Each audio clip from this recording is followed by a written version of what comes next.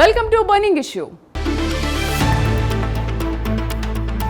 Mini కురుక్షేత్రం ముగిసింది. ఈవీఎంలలో అభ్యర్థుల తలరాతలు లాక్ అయ్యాయి. కానీ బయట మాత్రం ఎగ్జిట్ పోల్స్ టెన్షన్ పీక్స్ కి చేరుకుంది. దీదీ కోటలో కమలం వికసిస్తుందా? తమిళనాట దళపతి విజయ్ రేపిన సునామీ ఎలాంటిది? అసలు ఈ స్థాయిలో నమోదైన రికార్డు ఓటింగ్ ఎవరి కొంప ముంచబోతోంది? అన్నిటికీ మించి ఈ ఎగ్జిట్ పోల్స్ నిజంగానే ఎగ్జాక్ట్ పోల్స్ అవుతాయా?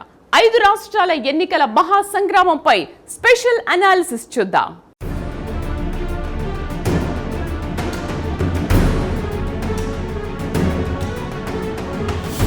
మినీ కురుక్షేత్రాన్ని తలపించిన 5 రాష్ట్రాల ఎన్నికల సంగ్రామం అత్యంత ప్రశాంతంగా ముగిసింది. పోలింగ్ బూత్ల తలుపులు మూసుకున్న వెంటనే అన్ని టీవీ ఛానల్స్లో ఎగ్జిట్ పోల్ సందడి మొదలైంది. బెంగాల్, అస్సాం, పుదుచ్చేరి రాష్ట్రాల్లో కమలం వికసిస్తుందని, తమిళనాట స్టాలిన్ దళం అధికార పీఠమెక్కుతుందని, ఇక కేరళలో అయితే యూడీఎఫ్ కూటమి జెండా ఎగరేస్తుందని ఎవరి అంచనాలకు తగ్గట్టుగా వారు లెక్కలు వేస్తున్నారు. అయితే ఇక్కడ ప్రధానంగా ఒక స్పెషల్ యాంగిల్ తెరపైకొస్తోంది. అదేంటంటే ఎగ్జిట్ పోల్స్ నిజంగానే ఎగ్జాక్ట్గా ఉంటాయా అనేది పెద్ద ప్రశ్న. పిల్ల పుట్టకముందే కుల్లా కుట్టినట్లుగా ఫలితాలు రాకముందే అధికార పీఠం మాదంటే మాదంటూ రాజకీయ పార్టీలు సంబరాలు చేసుకోవడం ఈ ఎగ్జిట్ పోల్స్ తెచ్చిన కల్చర్.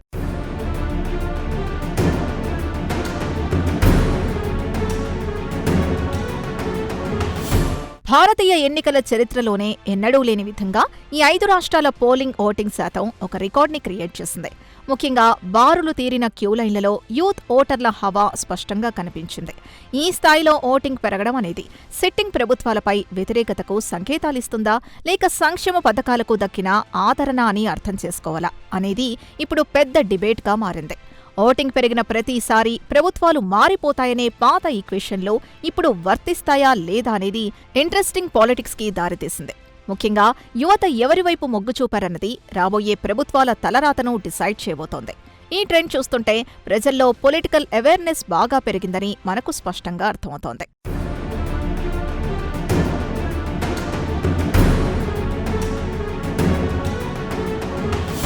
ఇటీవలి కాలంలో ఎన్నికల సంఘం తీసుకున్న కొన్ని ప్రత్యేకమైన సంస్కరణలు కూడా తీవ్ర చర్చనీయాంశంగా మారాయి. ఎలక్షన్ కమిషన్ అమలు చేసిన కొత్త విధానాలు, ముఖ్యంగా సర్లాంటి విధానాలు, ఓటర్ల జాబితాల సవరణ ప్రక్రియ రాజకీయ వర్గాల్లో పెద్ద దుమారాన్ని రేపింది. ఎన్నికల ప్రక్రియ పారదర్శకంగా జరగాలనే ఉద్దేశంతో ఈసీ తీసుకున్న నిర్ణయాలు క్షేత్రస్థాయిలో అనేక విమర్శలకు తావిచ్చాయి. ఒక ప్రజాస్వామ్య దేశంలో ఓటు హక్కు అనేది బ్రహ్మాస్త్రం లాంటిది. అలాంటి ఓటు హక్కును వినియోగించుకునే విషయంలో ఈసీ సంస్కరణలు సామాన్యుడికి అనుకూలంగా ఉన్నాయా లేదా అధికార పార్టీలకు కొమ్ము కాస్తున్నాయా అనేది విశ్లేషకులు లోతుగా విశ్లేషిస్తున్నారు. ఏదేమైనా వ్యవస్థలపై ప్రజల నమ్మకం సడలకుండా చూడాల్సిన బాధ్యత మాత్రం ఈసీ పైన ఎంతో ఉంటుంది.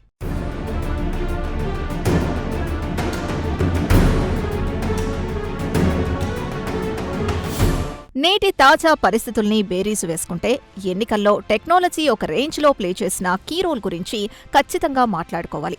ముఖ్యంగా ఏఐ, డీప్ ఫేక్ వీడియోలు, సోషల్ మీడియా మైక్రో టార్గెటింగ్ లాంటి ఆధునిక అస్త్రాలు ఈ మినీ కురుక్షేత్రంలో సరికొత్త డిజిటల్ పాలిటిక్స్కి తెరతీశాయి. అదీకాక 2024 సార్వత్రిక ఎన్నికల తర్వాత కేంద్రంలోని ఎన్డీఏ ప్రభుత్వానికి ఈ 5 రాష్ట్రాల ఎన్నికలు అతిపెద్ద లిట్మస్ టెస్ట్ అని చెప్పొచ్చు. ఒకవైపు డీప్ ఫేక్ టెక్నాలజీతో ఓటర్లను మభ్యపెట్టే ప్రయత్నాలు, మరోవైపు ఈసీ సైబర్ నిఘా. ఈ రెండింటి మధ్య సాగిన ప్రచారం ఓటర్లలో కొత్త కన్ఫ్యూషన్ క్రియేట్ చేసింది. డిజిటల్ యుగంలో ఆన్లైన్ అబద్ధాలకు, గ్రౌండ్ రియాలిటీకి మధ్య జరిగిన ఈ మోడ్రన్ వార్ ఫేర్లో ఏ పార్టీ అడ్వాంటేజ్ తీసుకుంది అనేది కూడా ఎన్నికల ఫలితాలను ప్రభావితం చేసే అత్యంత కీలకమైన అప్డేట్ అని రాజకీయ విశ్లేషకులు భావిస్తున్నారు.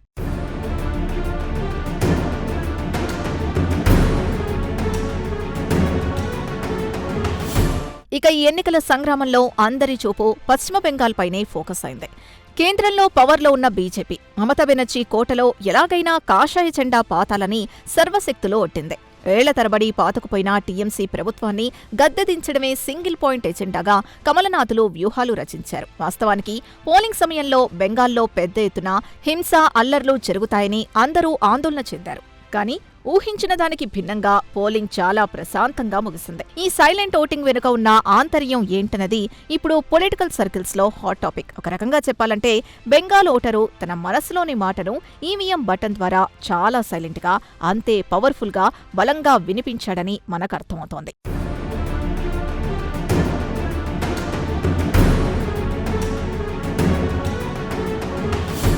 బెంగాల్లో రక్తం పారలేదు సరే, కానీ త్రిముఖ పోరులో ఓట్ల చీలిక ఎవరి కొంప ముంచుతుంది? అసలు లక్షల ఓట్లు గల్లంతు కావడం వెనక ఉన్నది ఈసీ వైఫల్యమా, లేక పక్కా స్కెచ్ ఉందా? ఈ రాజకీయ చదరంగంలో ఎవరి వ్యూహాలు ఎలా ఉన్నాయో ఇప్పుడు విశ్లేషిద్దాం.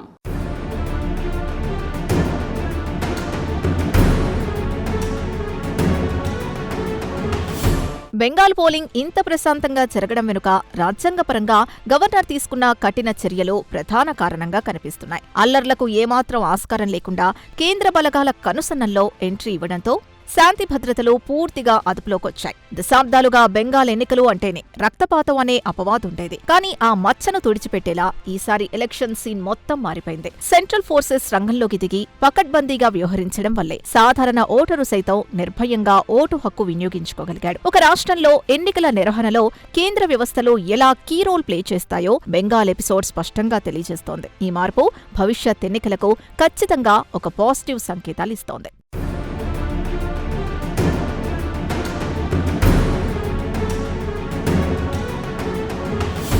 బెంగాల్ రాజకీయ క్షేత్రంలో పోటీ కేవలం దీదీ మోదీ మధ్యే పరిమితం కాలేదు.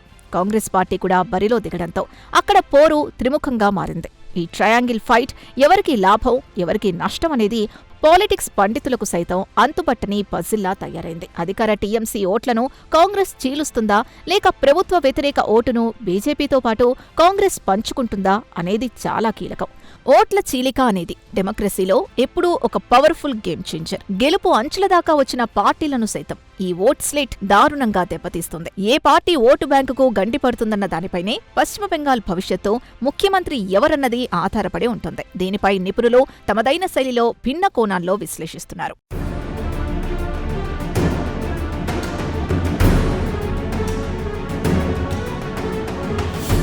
బెంగాల్లో ఓట్ల తొలగింపు వ్యవహారం ఈసీ వర్సెస్ అధికార టీఎంసీ అన్నట్లుగా వివాదాస్పదంగా మారింది. స్థానికంగా లేని వారి ఓట్లు, వలస వెళ్లిన వారి ఓట్లు మాత్రమే తొలగించామని ఎన్నికల సంఘం చెబుతూ ఉన్నప్పటికీ లక్షల సంఖ్యలో ఓట్ల గల్లంతు కావడం అనేక అనుమానాలకు తావిస్తోంది. కోర్టులు సైతం వాస్తవాల్ని ప్రజల ముందుకు తీసుకురావాలని ఆదేశించిన పరిస్థితిలో మార్పు రాలేదని మమతా బెనర్జీ తీవ్రస్థాయిలో ఆరోపణలు గుప్పించారు. ఇక్కడ తాటి చెట్టు కింద కూర్చొని పాలు తాగినా కళ్ళే అంటారు అన్న సామెత ఈసీ తీరుకు సరిగ్గా సరిపోతుంది. ఎలక్షన్ కమిషన్ యాక్షన్స్ కు కేంద్రంలోని ఎన్డీఏ సర్కార్ సపోర్ట్ ఉందనే విమర్శలు కూడా బలంగా వినిపిస్తున్నాయి. ఇది ప్రజాస్వామ్య వ్యవస్థల విశ్వసనీయతను ప్రశ్నించే విధంగా పెద్ద చర్చనీయాంశంగా మారింది.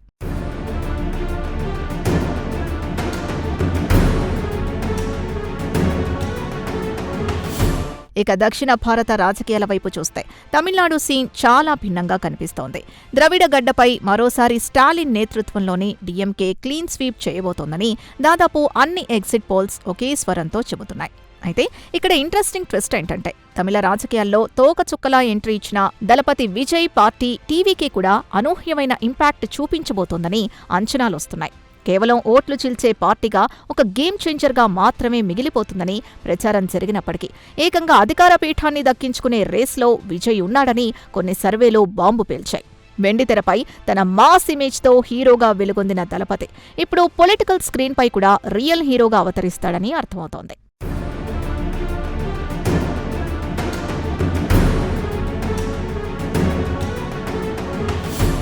దళపతి ఎంట్రీ ద్రవిడ నాట ఎలాంటి ప్రకంపనలు సృష్టిస్తుందో చూసాం.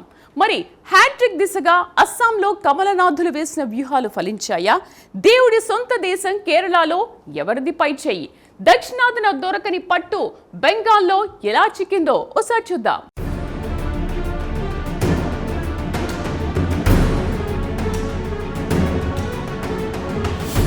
మరోవైపు అస్సాం రాష్ట్రంలో కాషాయ దళం హవా ఏమాత్రం తగ్గలేదని సర్వే రిజల్ట్స్ తేల్చి చెబుతున్నాయి. అక్కడ ఇప్పటికీ పవర్లో ఉన్న బీజేపీ ప్రభుత్వం పట్ల ప్రజల్లో సానుకూలత ఉందని, వరుసగా మూడోసారి విజయం సాధించి హ్యాట్రిక్ కొట్టడం ఖాయమని మెజారిటీ పోల్స్ అంచనా వేస్తున్నాయి.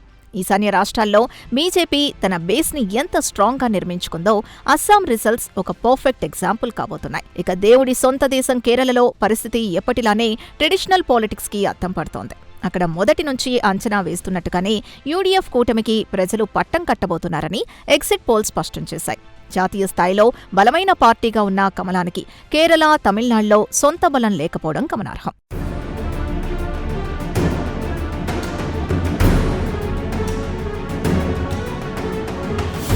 నిజానికి దక్షిణాన కేరళ, తమిళనాడు రాష్ట్రాల్లో బీజేపీ సొంతంగా ఎదిగేందుకు చాలా కష్టపడుతోంది. అక్కడ కేవలం ప్రాంతీయ మిత్రపక్షాల భుజాలపై తుపాకీ పెట్టి కాల్చాల్సిన పరిస్థితి ఆ పార్టీది. కానీ పశ్చిమ బెంగాల్ ఈక్వేషన్స్ దానికి పూర్తిగా రివర్స్. అక్కడ కమలం పార్టీ ఒక ప్రధాన ప్రత్యామ్నాయ శక్తిగా ఎదిగింది. మమతా బెనర్జీ సుదీర్ఘ పాలనలో ప్రభుత్వంపై పెద్దగా అవినీతి మరకలు లేకపోయినప్పటికీ పొలిటికల్ హీట్ మాత్రం పీక్స్ కు చేరుకుంది. వ్యక్తిగత విమర్శలు, రాజకీయ ఆరోపణలతో బెంగాల్ క్యాంపెయిన్ ఒక మినీ వార్ ని తలపించింది. ఏదేమైనా వివిధ పార్టీల బలాబలాల్ని కేవలం ఎగ్జిట్ పోల్స్ ఆధారంగా అంచనా వేయడం అనేది కొన్నిసార్లు తప్పుదారి పట్టించవచ్చు. గ్రౌండ్ రియాలిటీకి, టీవీ స్టూడియో ఎనాలిసిస్ కు చాలా వ్యత్యాసం ఉంటుంది.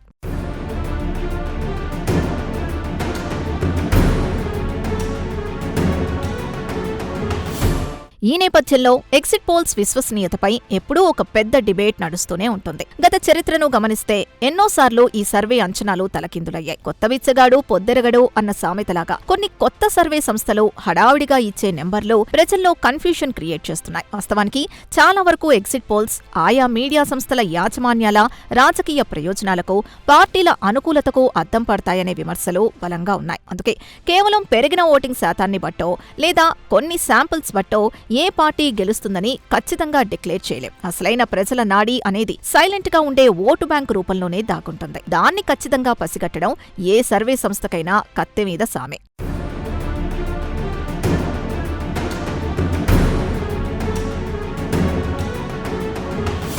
తాజాగా వెలువడిన ఈ ఎగ్జిట్ పోల్ సర్వేలతో అటు అధికార, ఇటు ప్రతిపక్ష పార్టీల క్యాంపుల్లో తీవ్రస్థాయిలో తర్జన భర్జనలు స్టార్ట్ అయ్యాయి. ఎవరి లెక్కలు వారు వేసుకుంటూ తమదే విజయమని పైకి మేకపోతూ గాంభీర్యం ప్రదర్శిస్తున్నా లోపల మాత్రం ఎక్కడో తెలియని టెన్షన్ వాళ్లను వెంటాడుతూనే ఉంది. ఈ 5 రాష్ట్రాల ఫలితాలు భవిష్యత్తులో జాతీయ రాజకీయాలను, కేంద్ర ప్రభుత్వ విధానాల్ని ఏ విధంగా ప్రభావితం చేస్తాయనేది ఇప్పుడు జాతీయ స్థాయిలో విశ్లేషిస్తున్నారు. ముఖ్యంగా బెంగాల్ లాంటి సెన్సిటివ్ స్టేట్లో వచ్చే రిజల్ట్స్ దేశవ్యాప్తంగా ఒక బలమైన పొలిటికల్ మైలేజ్ ఇవ్వబోతున్నాయి. గెలుపోటముల మధ్య ఉన్న సన్నని గీతను ఎగ్జిట్ పోల్స్ ఎంత మేర క్యాచ్ చేశాయన్నది రిజల్ట్స్ రోజే మనకు క్లియర్గా అర్థమవుతుంది.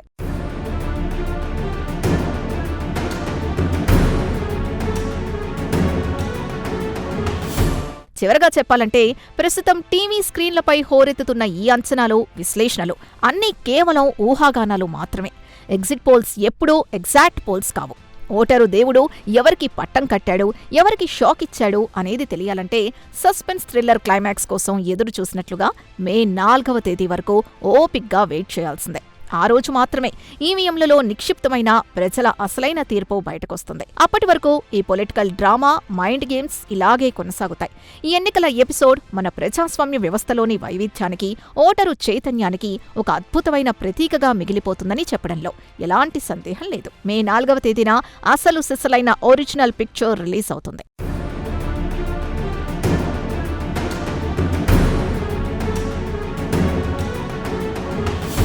విన్నారుగా, టీవీ స్క్రీన్లపై హోరెత్తే నంబర్లు అన్నీ నిజాలు కావు.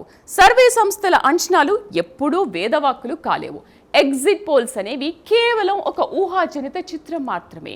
అసలైన తీర్పు ఈవీఎంలలో భద్రంగా దాగుంది. ఓటరు దేవుడి అసలు సిసలైన నాడి తెలియాలంటే మే 4 వరకు వేచి చూడాల్సిందే. ఇది ప్రజాస్వామ్యం. ఇక్కడ గెలుపోటములను శాసించేది అంతిమంగా ప్రజలే, పార్టీలు కాదు.